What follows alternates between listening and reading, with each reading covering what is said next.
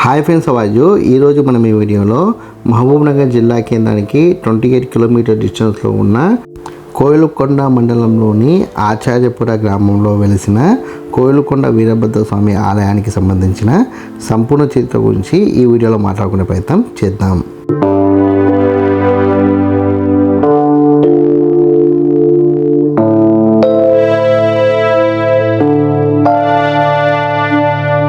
ఈ కొండపై ఉన్న ఆలయాన్ని చేరుకునే క్రమంలో కింది భాగంలో మనకు ఈ విధమైన పెద్ద మర్రి చెట్టు కనబడుతుంది. అంతేకాకుండా ఈ ఆలయానికి ఎదురుగానే ఒక మండపం కనబడుతుంది. ఆ మండపంలో నందీశ్వరుని విగ్రహాలు మనం చూడవచ్చు.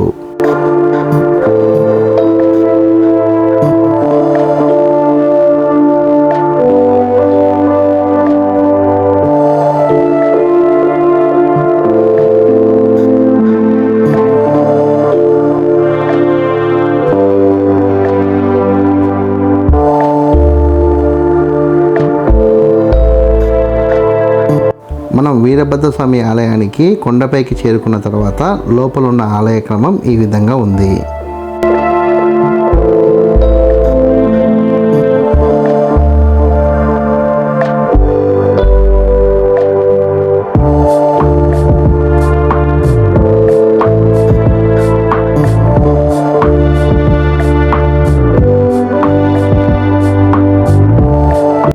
కొండపైన ఉన్న ఆలయ బయటి ప్రాంతం.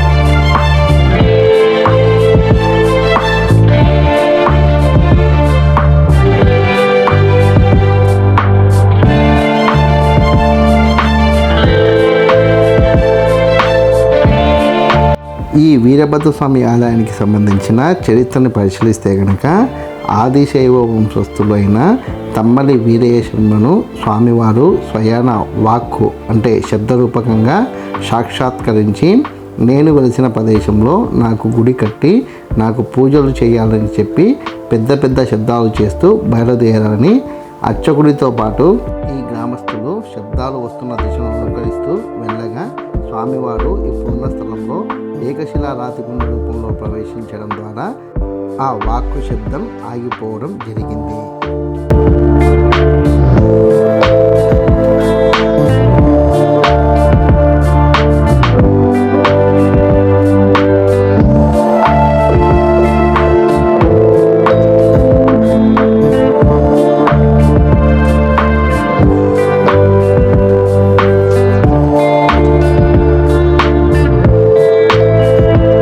స్వామివారు ప్రవేశించిన రాతి గుండు యొక్క నిర్దిష్ట ప్రదేశం తెలియకపోవడం వల్ల గ్రామస్తులు అర్చకుడు ఆ నిర్దిష్ట ప్రదేశం కోసం వెతకడం ప్రారంభించారు. అప్పుడు నందీశ్వరుడు ప్రత్యక్షమై స్వామివారు ఉన్న స్థానాన్ని, స్వామివారి యొక్క పాదముద్రల్ని అర్చకుడికి గ్రామస్తులకు చూపించారంట.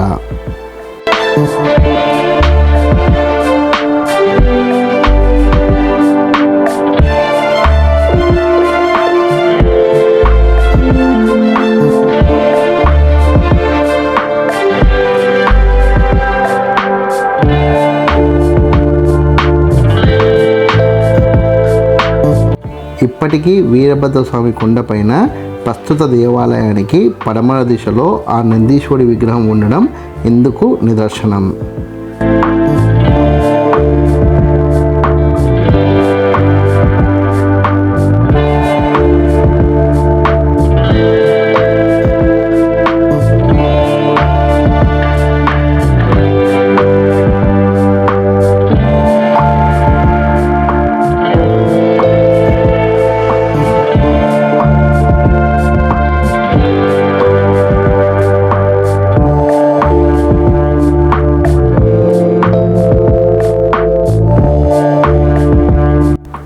నందీశ్వరుడు చూపించిన స్థలంలో ఒక శిలలోనికి స్వామివారు ప్రవేశించారని నిర్ధారించుకున్న తర్వాత అక్కడే ఉండి స్వామివారి కోసం అందరూ ప్రార్థనలు చేసిన తర్వాత స్వామివారు ప్రస్తుతమున్న రూపంలోకి వచ్చారని, దీనివల్ల స్వామివారు స్వయంభూగా ఇక్కడ వెలిచారన్న కీర్తి ఈ క్షేత్రానికి వచ్చింది.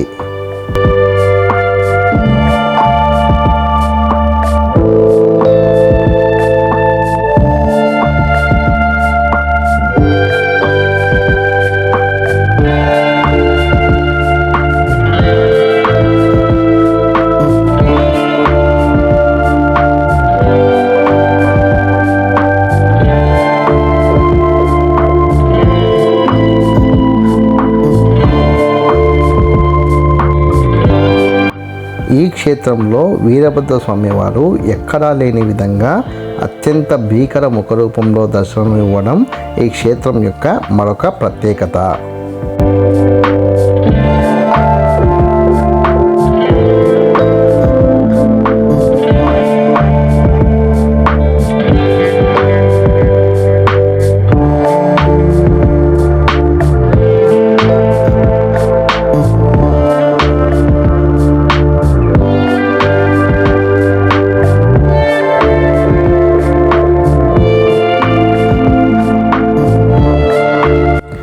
ఈ క్షేత్రానికి కొంత దూరంలోనే క్షేత్రపాలకుడైన ఆంజనేయ స్వామి వారి ఆలయం కూడా ఉంది.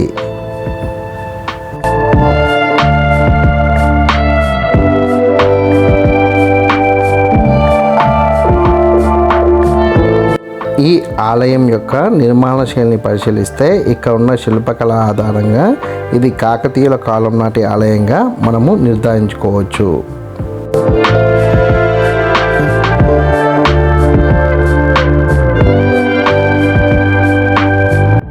స్వామివారిని పూజించడం ప్రారంభించిన తర్వాత స్వామివారికి అభిషేకించడానికి నీటిని కొండ కింది భాగం నుంచి తీసుకొచ్చి ఇక్కడ అభిషేకించేవారు.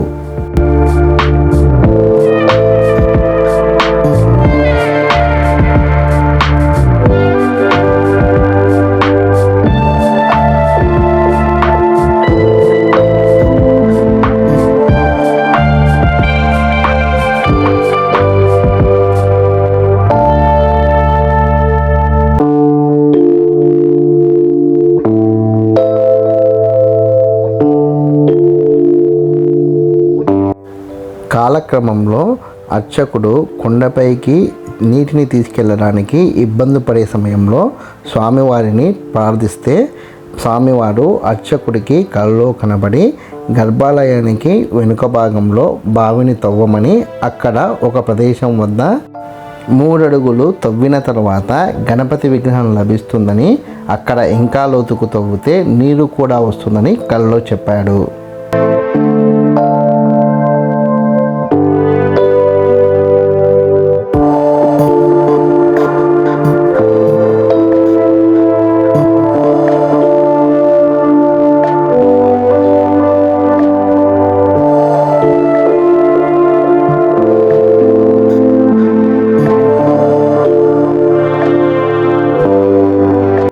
స్వామివారు కల్లో కనిపించిన ప్రదేశంలో బావిని తవ్వే ప్రయత్నం చేసిన తర్వాత ఆశ్చర్యకరంగా అక్కడ గణపతి విగ్రహం లభించింది.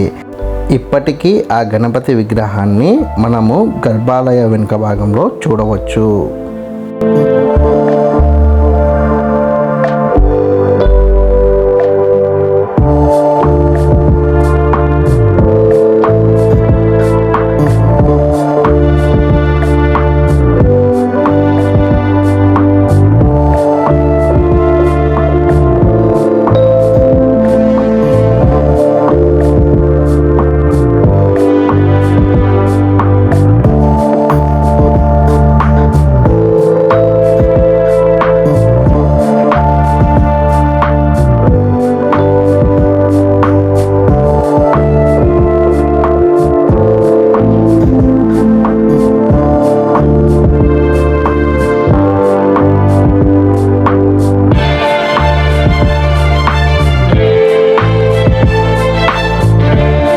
స్వామివారి జాడని తెలుసుకునే క్రమంలో తమకి సహాయం చేసిన నందీశ్వరుడికి గౌరవార్థంగా మెట్లదారిలో ఇప్పుడు నూతనంగా నందీశ్వరి విగ్రహాన్ని నిర్మించే ప్రయత్నం చేస్తున్నారు.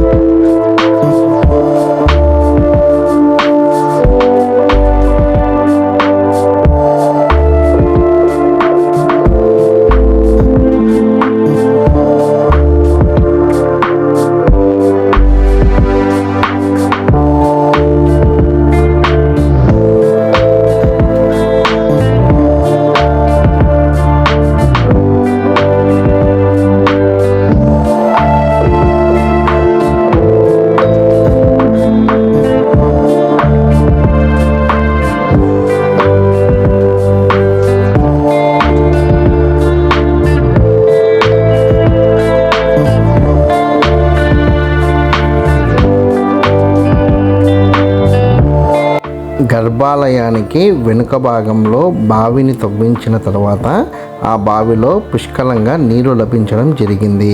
అప్పటి నుండి ఇప్పటి వరకు ఆ బావిలోని నీటి ద్వారానే స్వామివారికి అభిషేకం చేస్తున్నారు.